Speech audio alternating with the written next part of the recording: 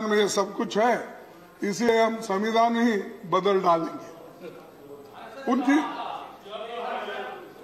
अरे ये भागवत ने कहा बैठो भाई, मैं बोलता हूँ तारीख के साथ कब बोले कहाँ बोले ये बोलता। प्लीज मोहन भागवत जी प्लीज देखिए।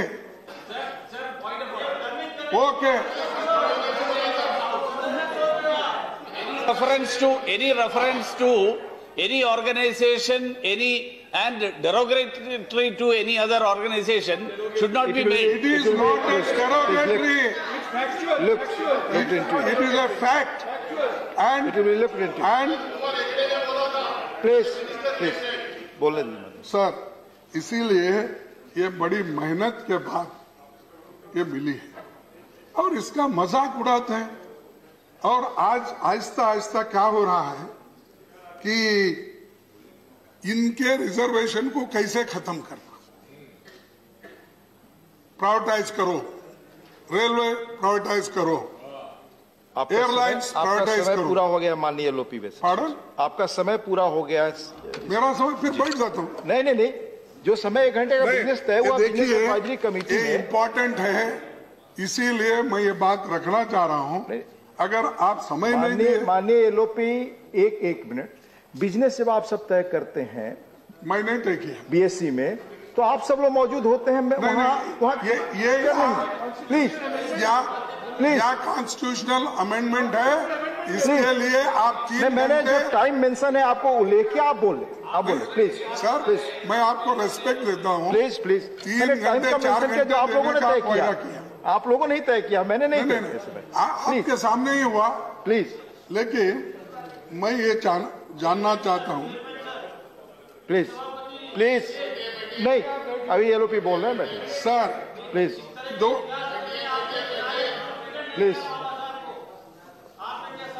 प्लीज अरे मालूम है तुम क्या, प्लीज आप बैठे आपकी बात रिकॉर्ड पे नहीं जाएगी।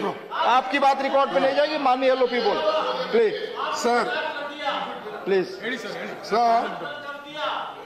प्लीज सर मैं आपसे यही कहना चाहता हूं कि ये जो रिजर्वेशंस भी आहिस्ता आहिस्ता खत्म हो रहे हैं पब्लिक सेक्टर्स में, प्राइवेट सेक्टर्स में, तो अंदर जाने की इजाजत नहीं है।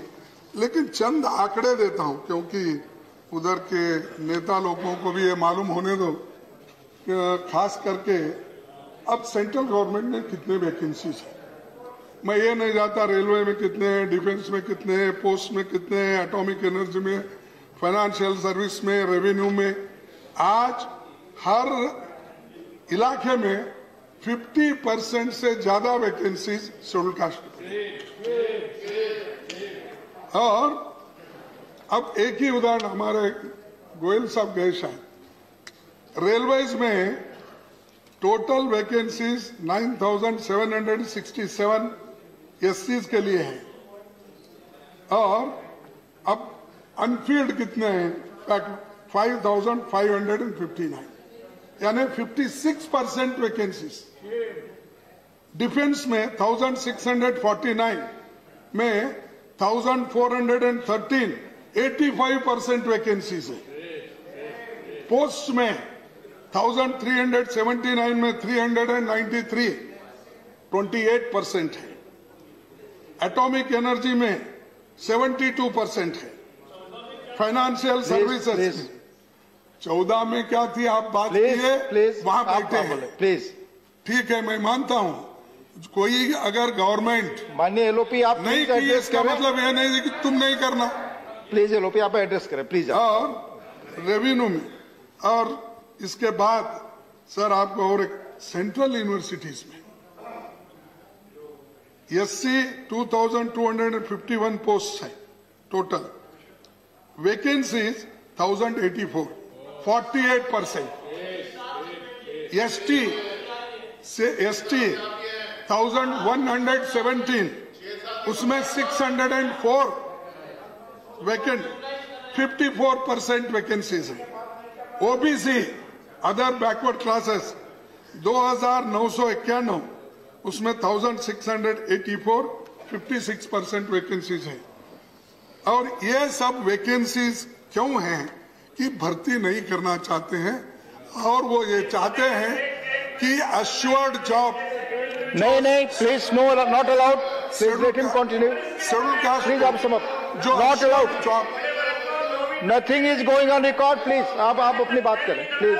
शेड्यूल कास्ट को जो अश्योर्ड जॉब मिलते हैं उस अश्योर्ड जॉब को खत्म करने की एक साजिश चल रही है। तो इस साजिश मेन इसके पीछे यही है कि ये लोगों को कोई अश्योर्ड जॉब न मिले और फाइनेंशियली वीक रहे और फिर अपने पीछे जैसे गुलामगिरी में थे वैसा रहे, ये उनके मंशा है। तो इसीलिए मैं आपसे निवेदन करूंगा और आखिरी यही बात कहो कि मैं अपने शब्द को खत्म करूंगा। एक, how long shall we continue to live, ये बाबा साहब अम्बेडकर ने बोला है।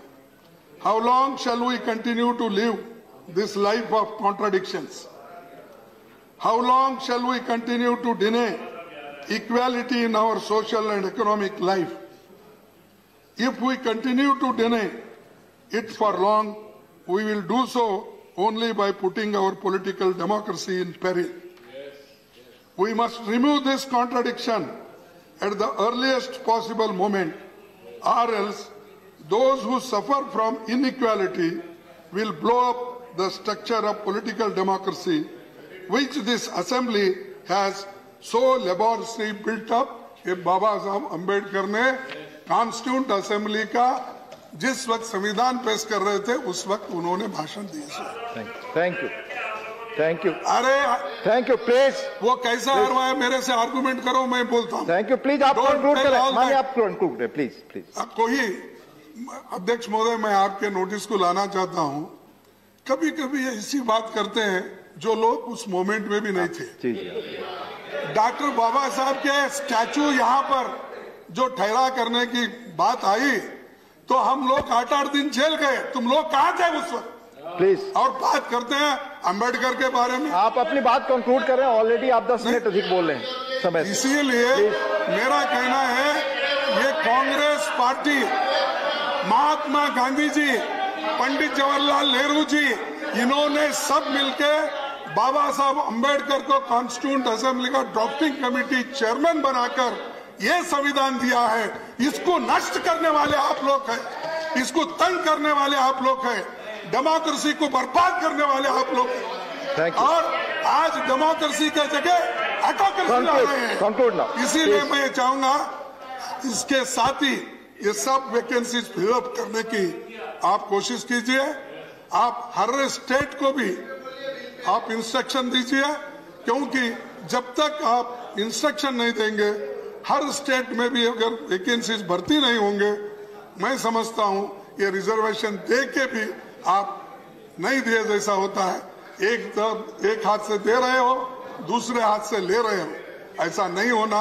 इसीलिए मैं उनसे अपील करता हूं, प्रश्न का जवाब उत्तर सब देते रहेंगे, लेकिन एक पहले काम करते रहो, ये काम करके हमको दिखाओ, यही कहते हुए मेरे शब्दों को समाप्त। Thank you.